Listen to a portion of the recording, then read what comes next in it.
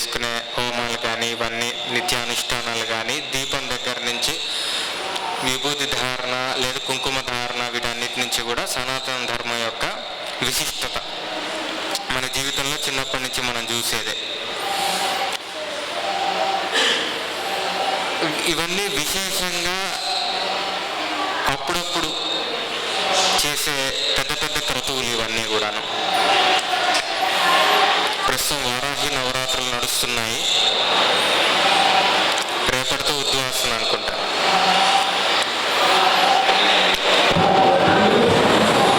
భారతదేశం మొత్తం కూడాను అమ్మవారికి సంబంధించిన ఏదైనా ఒక ఆరాధన, అటు సౌత్ ఇండియాలో ఇటు నార్త్ ఇండియాలో అన్ని చోట్ల కామన్గా ఏదన్నా ఉన్నదని చెప్పుకోవాలనుకుంటే కనుక అది చండీపాఠ్, చండీపారాయణ, దాని దుర్గా సప్తశతి, అసలైతే దేవీ మహాత్మ్యం అని అనటం జరుగుతుంది. ఈ దేవీ మహాత్మ్యం ఒక పారాయణ దగ్గర నుంచి 12 పారాయణల వరకు, ఒక పారాయణకి ఇది ఫలితం, 3 పారాయణలు చేసి ఇది ఫలితం, 10 పారాయణలు చేసి 9 సార్లు చేసి ఇది ఫలితం, ఏకాదశ అంటే 11 పారాయణలు చేసి ఇది ఫలితం, 12 సార్లు చేసి ఇది ఫలితం అని రకరకాలుగా చెప్పారు. వారాహి తంత్రం అనే ఒక తంత్రశాస్త్రం ఉంది, అందులో కూడా ఇవి సంఖ్యల విధానంగా చెప్పారనమాట. కానీ శతచండీ గురించి మాత్రం కొంచెం ప్రత్యేకంగానే చెప్పారు. అది నేను పిక్ తీశాను, మీకోసం చదివి వినిపించే ప్రయత్నం చేస్తాను.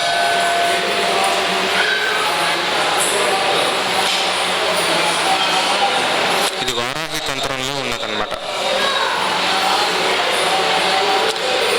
ఏకావృత్యాది పాఠానాం యథావత్ కథయామి తే సంకల్పపూర్వం సంపూజ్య నస్యాంగేషు మనూన సకృత్. సరే, ఇది సంస్కృతంలో ఉన్నది, ఇదంతా వినాల్సిన పని లేదు.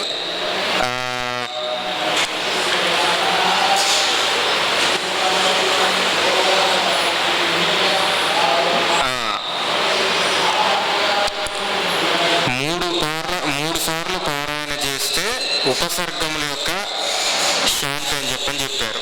ఉపసర్గాలు అంటే వివిధ రకాలైన ఇబ్బందులను అనుకోవచ్చు, అవి శాంతిస్తాయని చెప్పారు. అదేవిధంగా గ్రహశాంతి కోసం 5 సార్లు పాఠం చెప్పారు.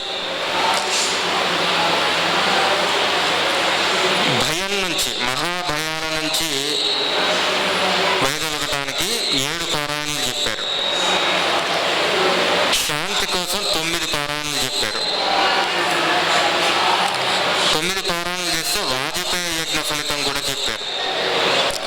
రాజులని వశపరుచుకోవడానికి, అంటే ఫర్ ఎగ్జాంపుల్ మనకి ప్రభుత్వ కార్యాలయాల్లో పని ఉంది, పని అవ్వట్లేదు అంటే అది రాజుకు సంబంధించింది, అక్కడ మనకి పనులు జరగడానికి. అలాగే ధన ప్రాప్తి కోసం 11 సార్లు పారాయణ చెప్పడం జరిగింది.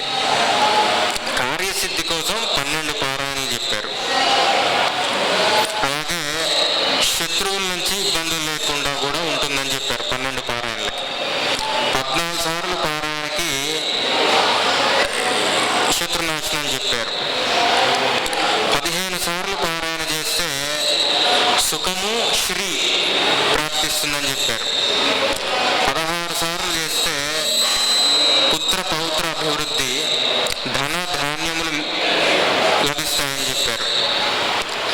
రాజుల నుంచి భయం అంటే ఇన్కమ్ ట్యాక్స్, రకరకాల, లేకపోతే ప్రభుత్వం నుంచి వివిధ రకాలైన ఇబ్బందులు, వీటన్నిటి నుంచి 17 సార్లు లేదు 18 సార్లు పారాయణ చేయమన్నారు.